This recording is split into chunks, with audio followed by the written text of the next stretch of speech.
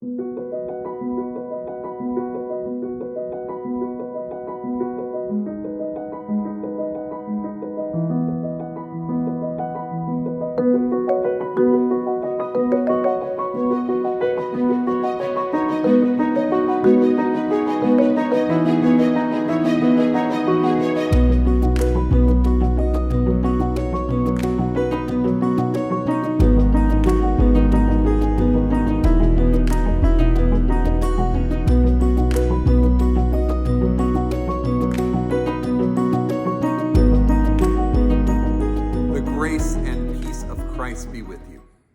name is Sirmons, minister of the Northwest and Central Newcastle upon Tyne pastorate of the United Reformed Church in the UK.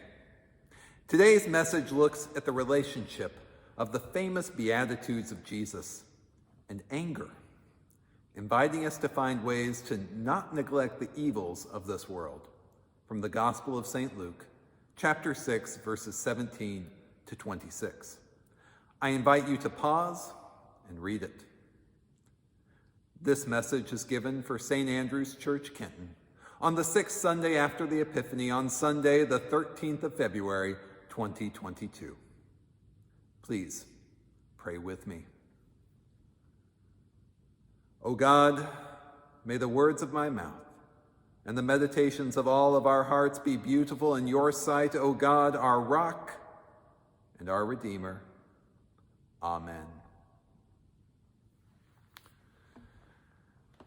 So perhaps it should be enough for a church to read the Beatitudes, after which the preacher says, "You all get it, right?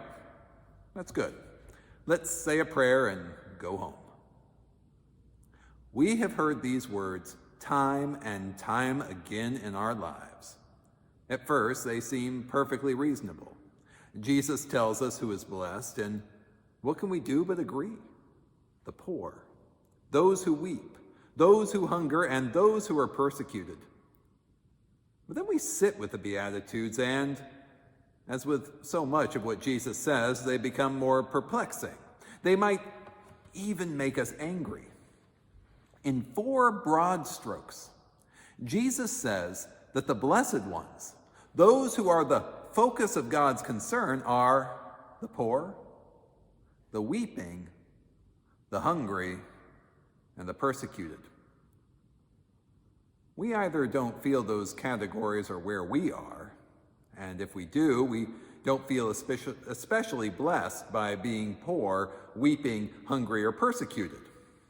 We will do everything in our power to get out of those categories as quickly as possible, or at least to appear as if we are not experiencing any of those things. That they exist, and we know they exist, can make us angry. But the reality is that some part of us falls into at least one, if not all, of these categories. Certainly the experience of it. And we're pressured by our social norms to deny that. First, though, we should understand who Jesus is talking about. Let's start with those who are poor. Who is exactly poor? What is the line of demarcation between those who are rich, those who have enough, and those who are poor, and those who are destitute? Social scientists have those definitions down to a fine, science, as they should. But when we hear it with our 21st century English ears, we're likely hearing those who are poorer than me, those who are struggle than me or us, those who struggle. There is a word for that in Greek, and interestingly enough, it's the same word for those who earn wages to get by. The definition of that word assumes that if you were living by your wages, then you were poor. We might not think it, but that's many of us. Even our retirement savings were earned by our wages. So congratulations, most of us in this place are, at least going by statistics, poor by the ancient standards because we have relied on wages to support our household. But there's another word for poor in the Greek language, and that's the word that Jesus uses. The word Jesus uses best means beggarly. Blessed are the beggarly, the ones who are absolutely destitute, the ones who have nothing, the ones whose economic situation puts them entirely at the mercy of the world around them. The same goes for two of the other Beatitudes. Those who are hungry, ravenously, piteously hungry, and those who are weeping beyond consolation at what has been lost or what is no longer possible. The fourth Beatitude, the one about persecution and being hated, is a little bit different, but we'll get to that in a moment. No one wants to be beset by that beggarly sense of destitution that accompanies those blessings. As one writer put it, the problem with being poor is that it takes up all of your time. It's all-encompassing. It becomes everything. And yes, some have tried to soften this passage a bit by saying that it's about detachment from things. But it's not. It's about being powerless and out of control of what is happening around you.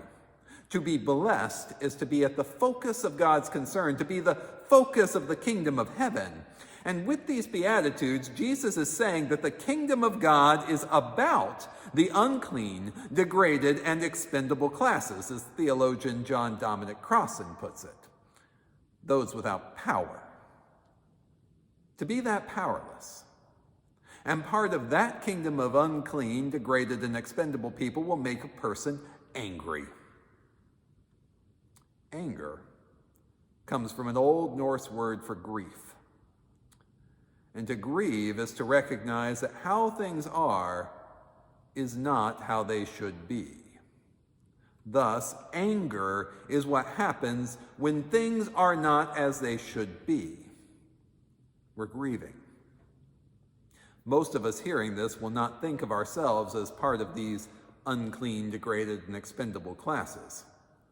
We probably are not ravenously hungry, beggarly poor, or inconsolable. But perhaps we have experienced this at some point in our lives. Perhaps we have seen it happen to someone we love or a group of people we have come to love or care about. Maybe we've seen it or read about it and felt it, lifting it up in prayer.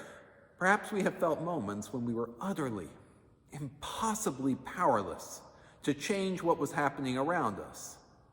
Such poverty of agency can be the case when we experience assault, derogatory, misogynistic, or racist practices. It can happen when someone we love or ourselves experiences dementia or a disease about which there's nothing we can do. When we experience these things, we most likely feel angry, really angry. But the norms of our world tells us that we're not supposed to be angry. Angry people, we're told, have lost control of themselves. They're irrational. They make us uncomfortable. So we're told to bottle up that anger, place it somewhere. Better, find practices that release it into the air, the ether, or somewhere. Not to act on it. But we're told not to be angry, and that there are rational and reasonable solutions to solve the issues around us that are making us feel powerless and angry.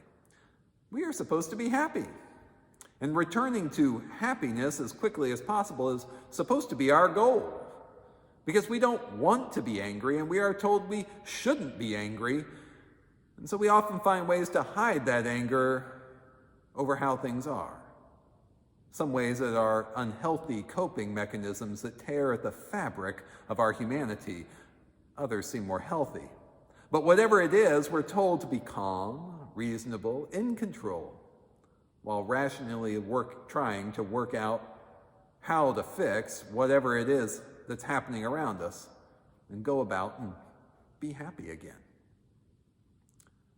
I recall when working with people whose homes were covered with black mold and whose children were disproportionately asthmatic to the general population, that we publicly decried the state of those apartments, causing significant embarrassment to the representative of a multi-billion-dollar corporation that owned those units.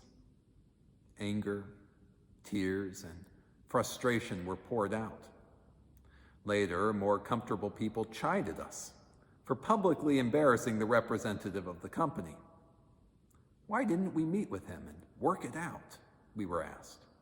Surely he would listen to reason. We explained, as we had at that meeting, that we'd asked for meetings for months.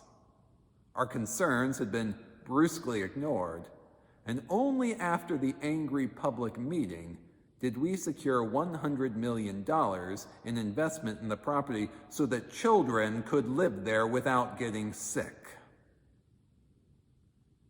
The anger was necessary for change.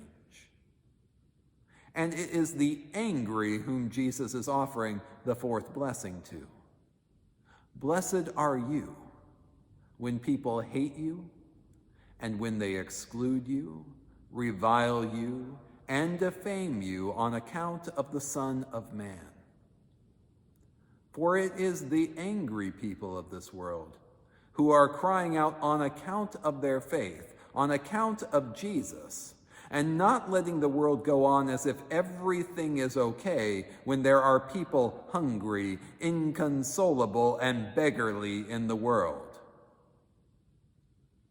But to speak up with them, for I never think it is right to advocate without being in relationship with people, is to point out that there's something wrong with the world we live in. It's to call in questions the values we live by and the happiness that we're supposed to be in, and that makes people extremely uncomfortable. We don't want angry people around because inevitably it will call into question the way we are living. Those who point out climate change make us question our cars and our throwaway stuff. Those who make it impossible to not see beggarly poverty in the midst of wealth ruin the illusion that our own wealth is entirely fairly secured, when the truth is that no amount of wealth is free of human pain and impoverishment. According to George Saunders in his recent book, A Swim in the Pond in the Rain, there's a 19th century Ukrainian author, Nikolai Gogol, who says that we are, and I quote, in our everyday perceptions, deceived. We feel, mostly, that our actions matter, and that earnest communication is happening, that we are real and permanent and in control of our fate. And under normal circumstances, these things are mostly true. We are sane sailors on a sturdy ship in a calm harbor. But every now and then the scrim drops. There's a scrim in this metaphorical harbor. And out there, the open ocean, the huge waves, fierce winds, that's where anger is, and we find ourselves heading out. Soon it becomes clear that we are not, after all, in control, not a high-functioning sailor standing stably on a nice, calm deck, a deck that we have created through our virtue. The ship is pitching, and the deck is covered in ice, and we're wearing special headphones that distort what our crewmates are shouting, and special mouthpieces that distort what we're shouting back in return. And now the ship is going down and some action is required, some cooperation, some compassion. And we intend to be compassionate, we really do. But the intended compassion passing out through those distorting mouthpieces and being received through those distorting headphones is off. It doesn't help and may even hurt, or worst of all, may make no difference at all. End quote. What Saunders and Gogol are saying here is that if we live our lives under the illusion that we're in control, if we try first and foremost to return to some sort of socially acceptable normality as our first impulse, the anger doesn't go away. It builds up. And eventually it swamps and overwhelms us, and we express our sincere belief that we don't know where it came from, nor do we have any idea of what to do about it. This is true whether that anger comes internally, as in bottled up anger inside, or externally, as in the anger in the community around us.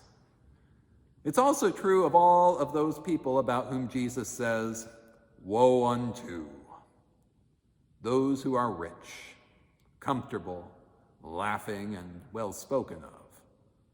All of the woes serve to insulate from the real, visceral issues facing us. And rather than risk being despised by people for speaking up and actively working to address the real sins of powerlessness in the world, wealth and rationality often delude us into thinking we've done or are doing enough. Instead, we are invited by Jesus to be in touch with that anger. No, we cannot go around our lives enraged at every breath. That's a terrible way to live. But being angry doesn't mean that we are always enraged. Rather, it means accepting that grief, that the world as it is not as it should be. Jesus' crucifixion highlights for most of us that the world is most definitely not as it should be. The good, the perfect, the true, hung on a Roman instrument of torture to the point of an ignominious death. And that tells us that something is way, way off. So we need a way to contain that anger and transform it from red-hot rage without also ignoring it or bottling it up. At the heart of our Christian practice, rooted in prayer, relationship, the sharing of food and stories, sharing our concerns and being there together, that helps us not let go of anger, but also not be consumed by it. Like the burning bush, we can burn with anger, but not be consumed. In these practices, we hold out for the transforming hope of the resurrection. We recognize the source of anger all around us by locating its source and the people behind it and connecting with their humanity. In doing this, we refuse to pretend that all is well in the world.